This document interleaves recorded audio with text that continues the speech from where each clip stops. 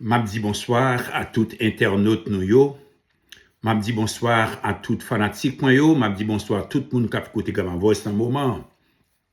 Jodia, c'est un plaisir pour moi pour monter sur Gamma Voice pour me présenter nous une émission très spéciale à l'occasion de la fête des AE. Moi, c'est tout le monde qui a écouté l'émission ça Jodia, la fête des AE.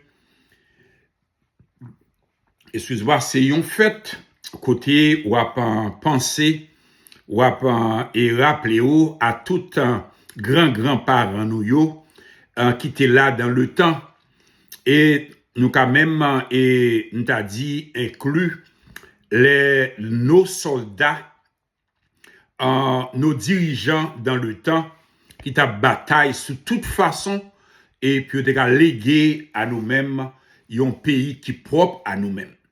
C'est fait ça jodia qui n'a fêté qui est la fête des AE. Jodia, culturellement parlant, c'est une fête qui gagne en pile importance. Fait ça, lui expliquer, ça relait le concept bon voisinage. Côté me songer, le 2 janvier en Haïti, côté Mounio a fait toute qualité manger. Ces moments côté puis essayer échanger et platio, dichio à sa relève voisin yo et dans les villages yo essayé toute famille à voyer manger bah chaque famille. C'est une situation qui est vraiment de grande importance et qui gagne en pile et importance pour société haïtienne. Dans le temps, pas qu'on est jusqu'à présent, est-ce que Mounio toujours a fait ça que grands-parents ont délégué pour eux et dans le temps. Nous font-ils parler de sa relais en l'armée d'Haïti et qui est tout considéré dans la fête des AE qui a une importance capitale à côté de nos grands-parents qui étaient là avec nos soldats haïtiens qui étaient délégués pour nous, qui étaient légués pour nous et notre pays et Haïti. Nous connaissons nos grands-parents, les aïeux, pas de nous, ça nous carrelé un pays tant qu'Haïti. À côté yo, t'es gagné, c'est-à-dire on l'armée qui t'a bataille avec yo. C'est là mais ça nous parle ouais et un petit peu l'histoire, comment la mais ça t'y et comment il évoluer à travers le temps et qui fait là mais il y a les mêmes li vin tourner institution moribond ça que nous gagnons à travers le temps jusqu'à ce que li vin éliminé dans les années 1995. Si on a parlé de l'armée indigène et ou l'armée nationale, c'est déclaré comme ça, pendant 1802 jusqu'à 1806, nous avons son l'armée qui était là, qui t'a bataille en pile pour voir comment les cas légué, ou du moins qu'il a laissé pour nous en héritage, un pays libre et même prospère à la fois. Là, mais ça, quand des jeunes, les grands généraux comme Dessalines, comme Pétion, comme Capra-la-Mort, et Clairvaux, et tant d'autres, qui t'a bataille pour voir comment les cas, ils ont quitté un pays normal, un pays libre, un pays côté esclavage, pas de mise dans le moment ça.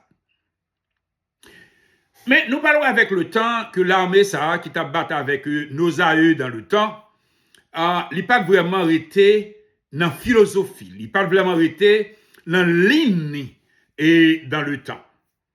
Alors, après que soldats ça a été combattant pile go expédition de Bonaparte, expédition de l'éclair, l'armée ça lui-même libéral est transformé en valet de la bourgeoisie haïtienne d'alors et en valet des féodaux à ce moment. C'est-à-dire les mulâtres, ou du moins la bourgeoisie d'alors, ils prennent l'armée ça en otage pour servir pour mettre au service d'eux-mêmes. À tel point qu'il y allait dans les zones rurales, il y allait dans les zones et dans la paysannerie, ils fait des recrutements pour venir entrer dans l'armée, toujours dans le but pour l'armée ça venir servir eux-mêmes. Mais l'histoire te raconte nous des faits qui à un certain moment et militaires qui étaient dans l'armée ça qui étaient formés après 1804 là, ils n'ont pas tellement décidé puis ils ont enterré la condition ça. Et nous parlons de commencé des révoltes parmi lesquelles nous avons assisté ou du moins de par l'histoire là et la révolte des Piquets. Les Piquets dans le sud qui étaient dirigés par Jean-Jacques Accaro. Geste ça, son geste pour qu'il dise non à l'armée ça, qui t'a prêcheur, qui t'a mis en pile pression sous paysans en ce moment, et que Jean-Jacques Accaro lui-même et pas ça le mouvement des Piquets, il était mis presque en haut là, il était dit son signe, puis il dit non à vassalisation de l'armée ça qui était gagné dans le moment.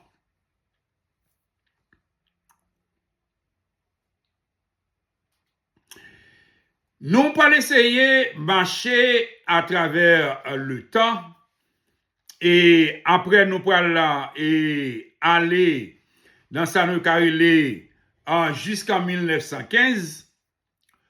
Nous parlons d'un pays pour aller confronter des problèmes d'ordre social politique, des instabilités politiques très majeures que le pays ça lui-même lui pourra confronter.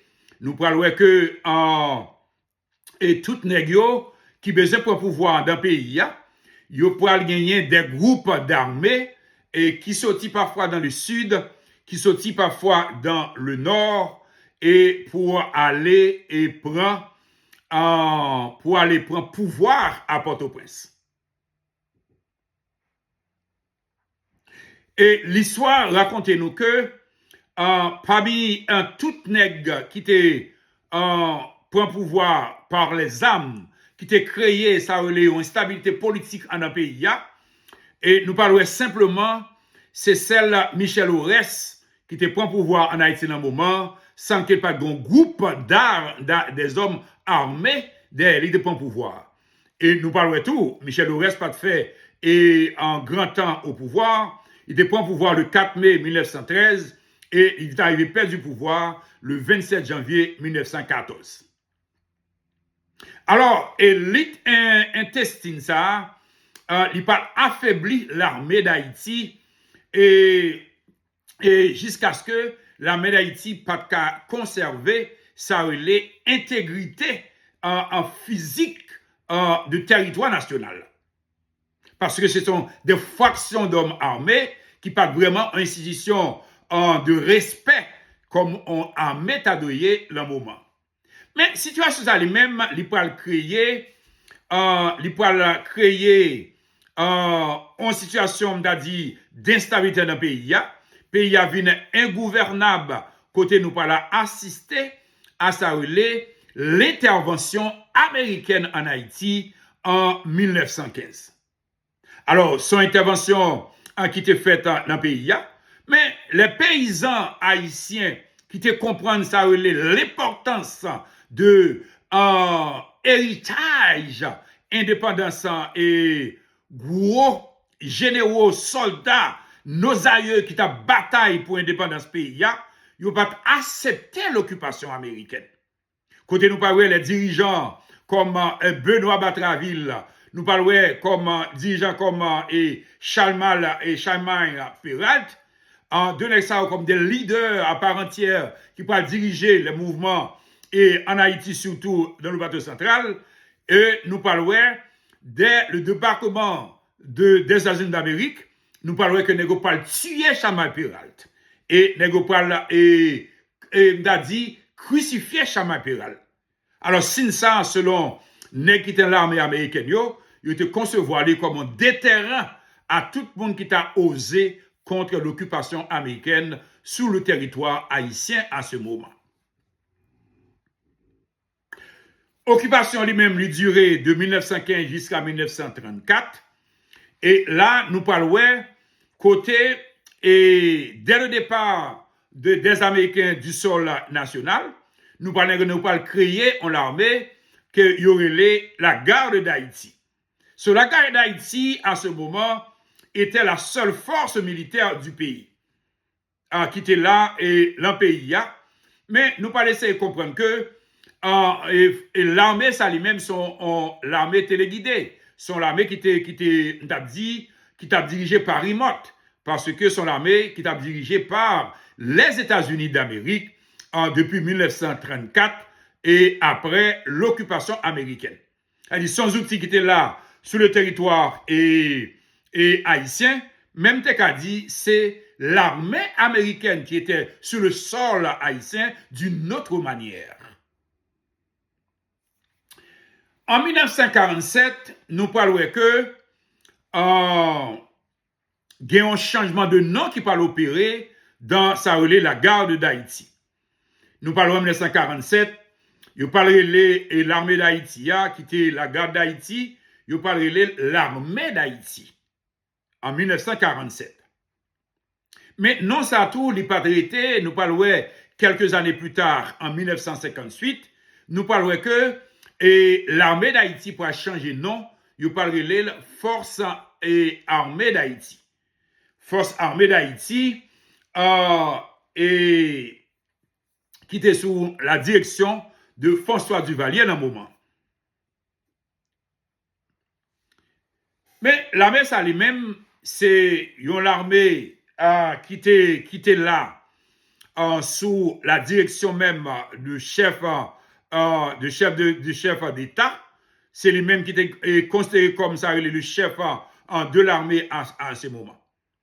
Mais Duvalier lui-même qui fait l'histoire, pas essayer vraiment, si m'te dit, mettez confiance dans l'armée ça, parce que l'armée a depuis 1915 jusqu'à Duvalier prend pouvoir, sont l'armée qui était considérée comme un outil de coup d'État en d'un pays d'Haïti et qui créait ça une forme de déstabilité politique en d'un pays d'Haïti.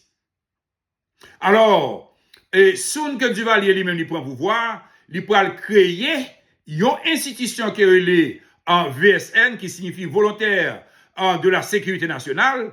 C'est groupe Nexao qui parle contrecarrer, c'est-à-dire les ambitions de l'armée, pour le Duvalier lui-même, il y a des possibilités pour le Québec pouvoir pendant près de 14 ans avec l'apport, avec l'aide de la VSN. Et petit tout, pour continuer, c'est-à-dire œuvre que tu as menée, et qui pourra continuer pour voir près de 14 ans, alors le régime de Duvalier, dans son ensemble, lui passait près de 28 ans au pouvoir, parce que Duvalier, comme sociologue, il était comprendre que l'armée, ça lui-même, sont l'armée qui c'est un outil pour les Américains, puis au Cabaye des coups d'État en Haïti. Et lui-même, compréhension ça lui-même, il vient vraiment accoucher des résultats. Il passait près de 28 ans à diriger père en fils le pays d'Haïti. En 1986, quand nous parlons assister, ça relait au départ l'exil de Duvalier forcé par la révolution juvénile, c'est dit même appuyé par les États-Unis d'Amérique à un certain moment. Quand nous parlons que l'armée, avec des civils, au lendemain de 7 février, il prend pouvoir en Haïti. Mais le mariage de civils et de militaires au lendemain de 7 février, il n'a pas duré tellement longtemps. Côté nous parlons assister en 1988, en Prosper Avril lui-même, il a un coup d'État en deux pays d'Haïti. Alors, même la messe lui-même tout, nous parlons assister, et c'est-à-dire en 1991, précisément le 30 septembre 1991, nous parlons assister à un coup d'État qui était plus sanglant dans l'histoire des coups d'État en Haïti. C'est le coup d'État de Jean-Bertrand Aristide le 30 septembre 1991. Alors, c'est là nous parlons, la déception de la génération 60, la déception de la génération 70, qui était, côté, vous fait tout effort qui est possible, puis vous déchouquez un président qui était là pendant près de 3 décennies de père en fils, et vous parlez élu au président, côté tout l'espoir de la jeunesse dans le président ça, alors que l'armée d'Haïti qu'on y a, qui pas de fait coup d'État dans l'intervalle près de 30 ans, l'armée d'Haïti, ça lui-même, il peut aller jeter un président élu démocratiquement, qui était le père Jean-Bertrand Aristide.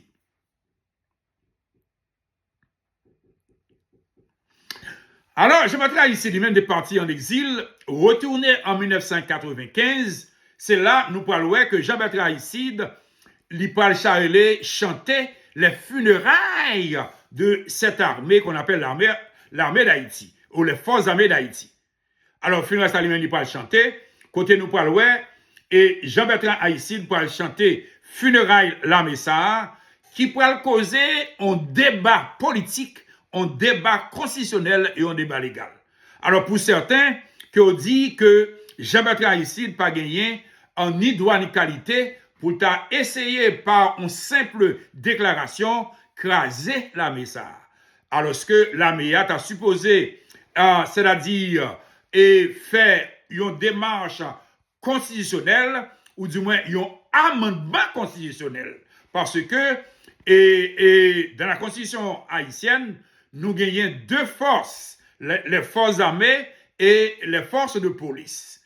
Une fois qu'Haïti prend une décision simplement par une déclaration pour craser l'armée, mais un peu de monde qui dit que l'armée a toujours existé parce qu'il n'y avait pas eu un amendement constitutionnel qui pourrait craser l'armée ça légalement et Haïti pas de droit pour craser l'armée ça.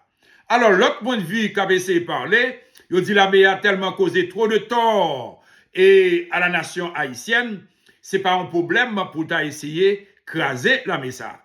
Alors toutefois, jusqu'à présent, on n'a pas les journées de là, Haïti a deux forces, les forces armées et les forces de police. Mais en 2017,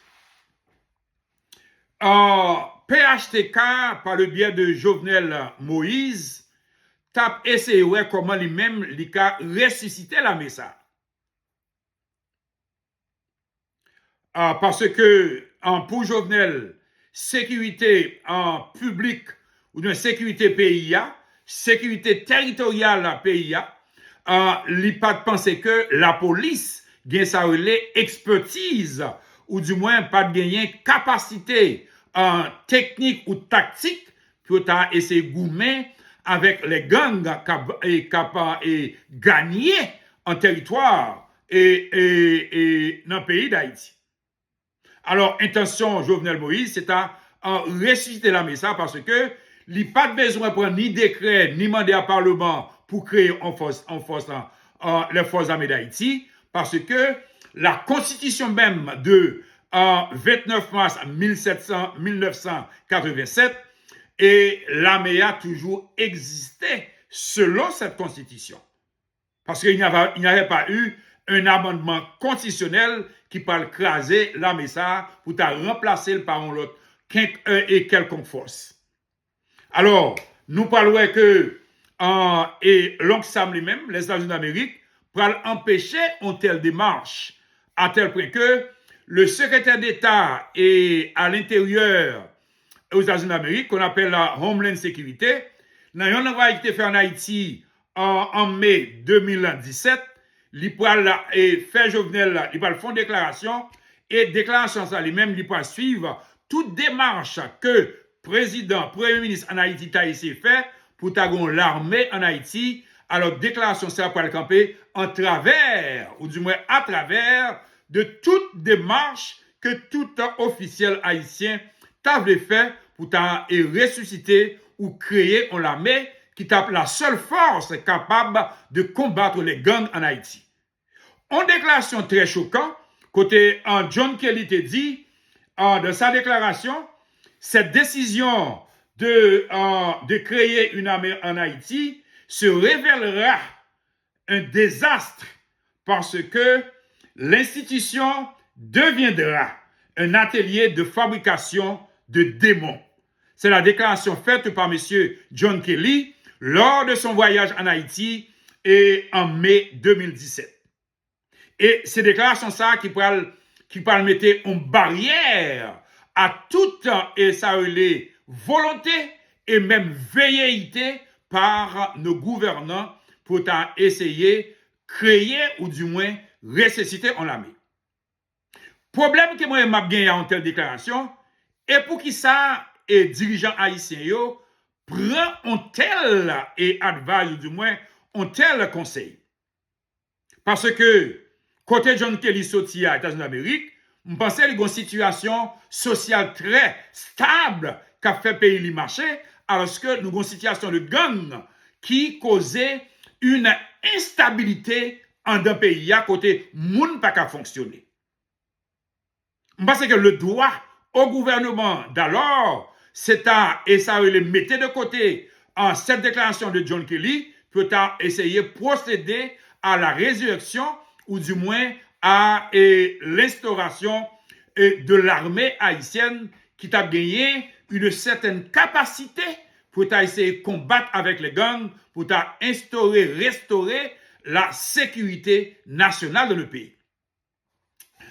Alors, en ce jour des aïeux, qui considéré comme ça un jour de rappel, de souvenir à nos grands-parents, et surtout aux militaires haïtiens qui ont combattu à côté de nos grands-parents pour nous léguer un pays comme Haïti, c'est à penser, puis au chita, puis au réfléchi, puis au dit non. Non à sa ingérence et étrangère dans les affaires de notre pays. Je pense que si ça fait, il y a une possibilité pour nous changer comment le pays a fonctionné et comment nous devons recalibrer, nous devons repenser pays nous devons prendre destiné pays nous en main. Alors, je dis à l'occasion fête des AE, c'est un moment de grande réflexion pour nous voir comment nous partager les idées, brasser les idées, spécialement pour nous camper comme nos militaires d'antan, nos aïeux, et qui te pensaient que l'esclavage, c'est pas un bagage que yo ta dû camper là-dedans.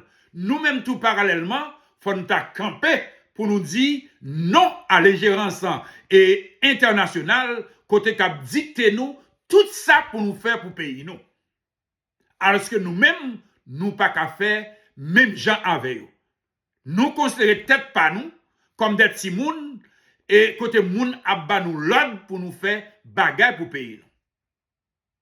C'est une attitude à changer, c'est une attitude à rejeter.